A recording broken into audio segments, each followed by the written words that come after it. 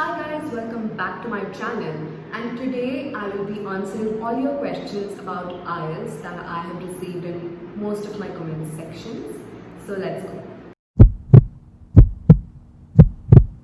For all of those people who are confused about what exactly this exam is, it's an exam that you write before you get admission into an English-speaking country for work or study purposes. So all those Indian students who are looking forward to study in the US or in UK, this is the video for you to get an insight into what exactly IELTS is. Unlike the SAT exam or the SAT exam, IELTS focuses on English. This is basically to let the admission officers in those countries know that you can very well speak, write, read and listen to English. You can register for this exam via British Council. Just type in IELTS registration for whatever your country is on Google and then go register yourself. And there is a starting fees which you have to pay in order to register yourself for the exam. Let's talk about the components of this exam, the general preparation and the books required for this exam. Now, as a student, you have to register for the academic part of IELTS instead of the general one. So when we come to the academic one, there are 4 different sections for IELTS, and they are listening, reading, writing and speaking. Now let me brief you about each of these sections. Now the content of all these sections is pretty obvious from their names. So when we come to listening, they play this particular audio and you have a set of questions. So as you listen to the audio, you're supposed to answer the questions, and the questions and their answers are completely from the audio and not from anywhere outside. So it tests how well you can listen to the person and comprehend what they're saying. Now, the second section is reading, and as you guessed it right, reading is reading comprehension. So there are several comprehension passages and there are questions related to it. You can go check out the kind of questions they ask. So you'll have to look through the passages, skim through them and fill out the reading part. It's about 30 minutes, if I suppose. Now the next one is writing, and the most important one. So writing is where people lose out on their marks. So in writing, you have to write 2 essays based on the topic they give you. And now the final section is speaking. Speaking is nothing but an interview. There is a person who's going to come and talk to you about general stuff. They might ask you your name, they might ask you about the weather. You just basically have to make a conversation with them, trying to speak well in English with good grammar. Let's come to the preparation aspect. Whenever you register for IELTS, make sure you have a gap of at least a month before your actual exam.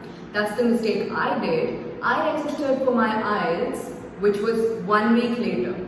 So I basically had one week for my preparation and I couldn't really do that well. But I feel that you should have at least a month of preparation for IELTS, with spending at least 1 to 2 hours every day trying to prepare for it. And a small tip for speaking, if you see a few videos on YouTube about how the speaking session goes, and a small tip for speaking. So when you watch YouTube, just look out for the speaking sessions. You'll have samples of those. So look into the mirror, look at your body language, look at the words you use and prepare yourself.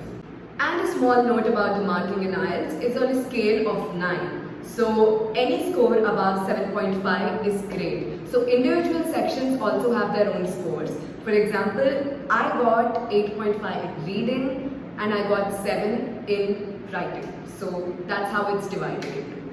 And the overall score will be an aggregate of all these 4 sections. So your overall score has to be 7.5 or above for it to be considered a good IELTS score. Again, when I elaborate on the preparation, make sure that you cover the part you're weakest at very well, especially for writing. Make sure you write essays and keep practicing again and again and get it checked from someone you know is good at it, for example your English teacher or someone. So it's important that you get great practice for writing. For reading and listening, if you think you're weak at them, then also practice those things. So let's talk about the basic resources that you will be needing for the preparation of this exam. When it comes to books, go for the Cambridge books. If you can find them, you can find them in most of the stationery shops.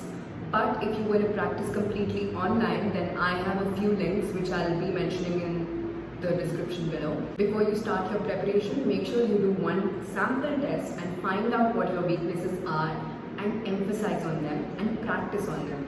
Because getting a good IELTS score is definitely very impressive when you're taking admissions in international colleges. When it comes to my IELTS, I got a 7.5 with 1 week of prep, so I advise you not to do that.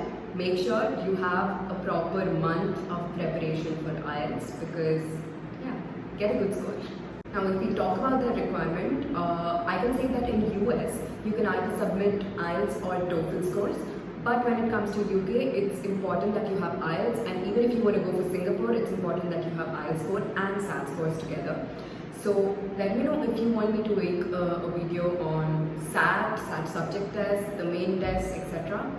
I'll definitely do so. So thank you so much for watching this video. Please let me know if you want me to make a video on more international applications. I'll definitely do so. Thank you for watching.